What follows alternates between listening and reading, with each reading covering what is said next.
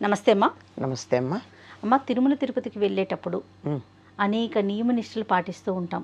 అవునమ్మా. రకరకాల మొక్కులు మొక్కుకుంటాం. కాలినడకనని ఒకరు తలనీలాలు సమర్పిస్తామని, నిలువెత్తు బంగారం ఇస్తామని, ఇట్లా కదమ్మా.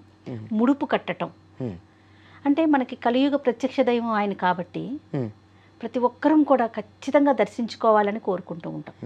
అసలు ఇదివరకు రోజులు పూర్వకాలంలో నాకు తెలిసి మా చిన్నప్పుడు స్వామి దగ్గరికి వెళ్తున్నారనగా డప్పులతో తిరిగి మొత్తం అందరి దగ్గర డబ్బులు తీసుకొని అట్లా వెళ్ళేవారు.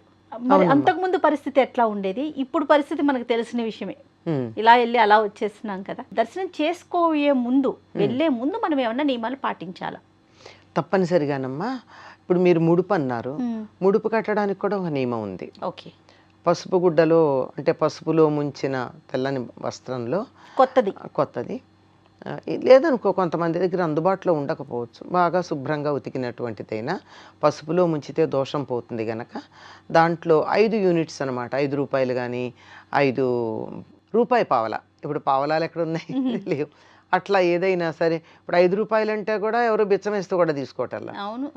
చేత 5 యూనిట్స్ ఏదైనా సరే దాన్ని కట్టి దానికి అక్షతలు వేసి, స్వామి మాకు ఈ కష్టం వచ్చింది, నీ దర్శనం చేసుకుంటాం, మా కష్టం తీర్చు, ఇదిగో ముడుపు కట్టుకుంటున్నాం అని ఆయన దగ్గర, దేవుడి దగ్గర పెట్టుకుంటాం. మళ్ళీ ఎప్పుడైతే ఆ కష్టం తీరిన తర్వాత స్వామి దర్శనానికి వెళ్ళేటప్పుడు ఈ ముడుపు తీసుకెళ్ళి హుండీలో వేస్తాం. ఇంకా ఏదైనా దాంతోపాటు మనం ఇచ్చే కానుకలు కూడా దాంతో వేస్తాం. ఇది ముడుపు కట్టుకునే పద్ధతి. ముడుపు కట్టారంటే తప్పనిసరిగా పెడతాము అని చెప్పి గట్టిగా ఒక ముడి వేసేసాం, ఆ ముడి అంతే తీర్చాల్సిందే, అట్లా పెట్టుకుంటాం. ఓకే. దర్శనానికి వెళ్ళే ముందమ్మా, దర్శనానికి వెళ్ళేటప్పుడు మామూలుగా చాలా స్నానం చేసే పెడతాం కదా. స్నానం చేసి పెడతాం. ఆ క్యూలో ఉన్నప్పుడు కూడా గోవిందనామస్మరణో లేకపోతే దేవుణ్ణి తలుచుకుంటూనో వెళ్ళడం ప్రధానమైనటువంటి అంశం. అక్కడ కూడా కూర్చుని కబుర్లు చెప్పుకుని ముందర వాళ్ళని తోసి వెనక వాళ్ళని ఇలా మోచేతులతో పొడిచి ముందుకు పరిగెత్తి ఈ పనులు చేయకుండా దైవాన్ని గురించి తలుచుకుంటూ ముందుకెళ్ళడం చాలా ప్రధానమైనటువంటి అంశం. ఓకే. ఇంట్లో నుంచి బయలుదేరే రోజు కూడా చాలా నియమాలు ఉంటాయమ్మా.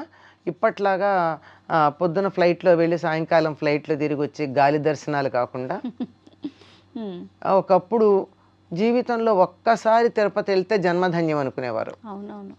అలాంటిది ఎప్పుడో మొక్కుకున్న మొక్కులు ముడుపులు కూడా తర్వాత ఎప్పుడో తీర్చుకునేవారు. అసలు తీర్చలేక చాలా ఇబ్బంది పడి ఆ తర్వాత వాళ్ళ పిల్లలు తీర్చేవారు. వాళ్ళకి అయ్యో తీర్చుకోలేకపోయామే అనుకునేవారు, పిల్లలు తీరుస్తూ ఉండేవారు.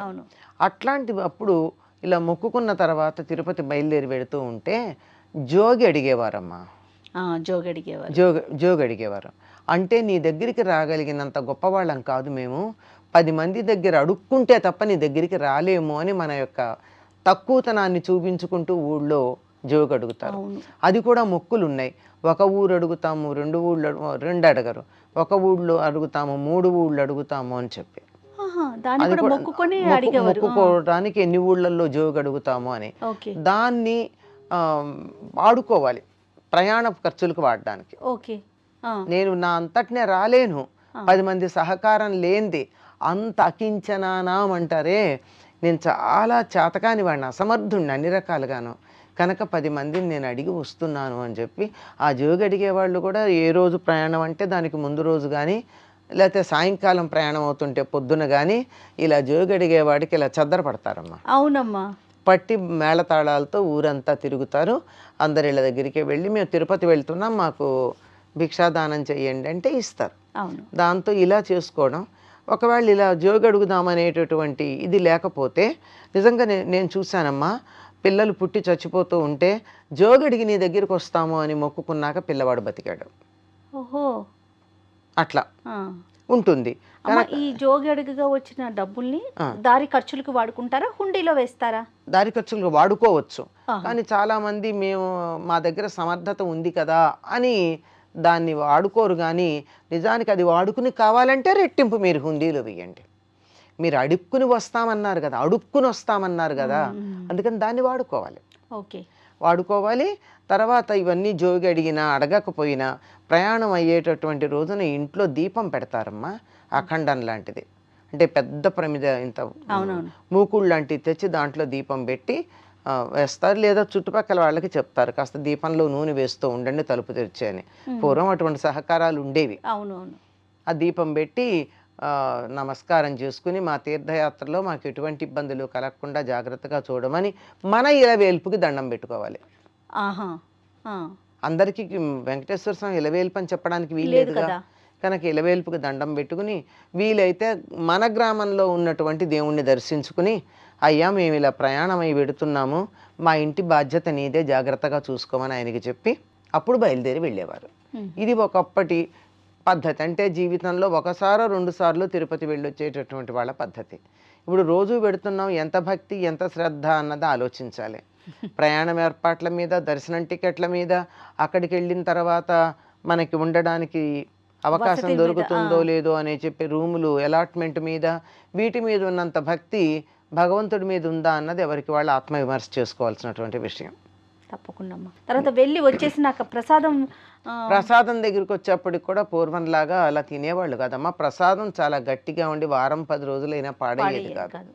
అలాంటి లడ్డు కొన్ని వందల సంవత్సరాల క్రితం వచ్చిందే కానీ అంతకుముందు అక్కడి నుంచి ఇది తెచ్చుకునేవారు. పటికి బెల్లమే ప్రసాదంగా చాలా చోట్ల, డ్రై ఫ్రూట్స్ దేవాలయాల్లో చాలా అదే. ఎందుకంటే తీర్థయాత్రలై తిరిగి వెళ్ళి ఎవరికన్నా ప్రసాదం ఇవ్వాలి అంటే అదైతేనే నిలవ ఉంటుంది కనుక. తిరుపతికి కూడా పటిక బలమేనమ్మా మీకు తెలుసు? ఒకప్పుడు ఎప్పుడు నాకు తెలుసు కాదు, చాలా 300 సంవత్సరాల క్రితం ఎప్పుడు తర్వాత మనకి లడ్డు తెలిసింది. లడ్డు రావడం తర్వాత వచ్చింది. ఆ లడ్డు కూడా పాడయ్యేది కదమ్మా, 15-20 రోజులైనా పాడయ్యేది కాదు, చాలా బాగుండేది.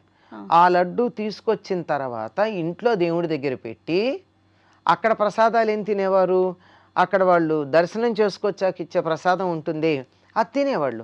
ఒకప్పుడు ఆ ప్రసాదం సరిపోయేది, భోజనం కూడా అక్కర్లా, అంత బాగా ఉండేవి ఆ ప్రసాదాలు, అంత ఎక్కువ కూడా ఉండేవి. ఇప్పటికి కూడా మళ్ళీ ఇస్తారు, అనుమానం ఏం లేదు. కానీ ఎన్నిసార్లు అడుగుతాం? కొంచెం ఎక్కువ ఇస్తే రెండోసారి అడిగితే సరిపోతుంది.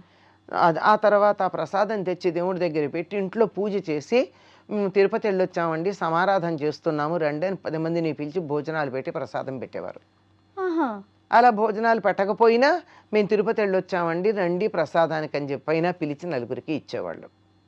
అలా 10 మందికి ఇచ్చుకుని తాము ప్రసాదం తీసుకోవడం అది ఉండేది.